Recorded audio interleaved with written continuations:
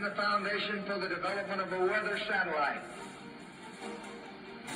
that will permit man to determine the world's cloud layer and ultimately to control the weather, and he who controls the weather will control the world. So many times I've been told by far too many that the wider horizon isn't nearly as bad as we've been led to believe by Matrix media and official sources. How I wish such a conclusion had any basis whatsoever in reality. It doesn't.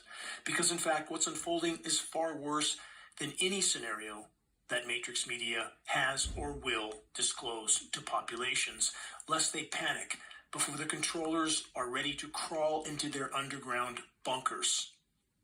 Those that still don't believe this will soon. Wait and see. If we don't fully face the fury of the bad news, we will have no chance of altering the current course, which absolutely must be accomplished if anyone is to make it through what's already unfolding. Let's get started. From Newsweek, millions warned to stay out of the sun for 3 days. It's not the first time they've given this warning, but it keeps coming. AccuWeather's meteorologists are warning millions of Americans across the central U.S.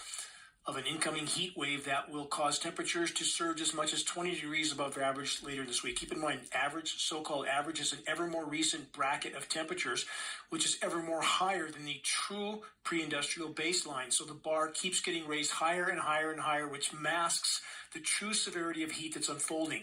They say to avoid heat-related illnesses, people in the most significantly impacted areas are urged to stay out of the sun. It's not just the heat. It's the UV radiation. We are getting UVC on the surface now. That's a DNA-damaging spectrum of UV radiation. It's killing plankton, it's killing insects, it's causing cancer in humans, it's burning the cambium layer off of trees, scorching foliage, and this is not being disclosed. It's being systematically hidden.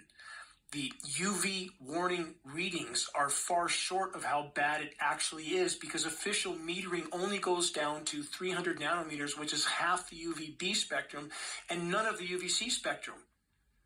Can't report what you're not even metering for, can you? But geoengineeringwatch.org has metered with perhaps the most qualified metering specialist on the planet, former NASA contract engineer recently deceased.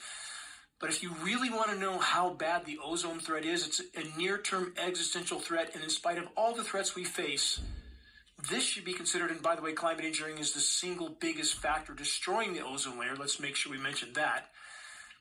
This factor alone, is likely the most near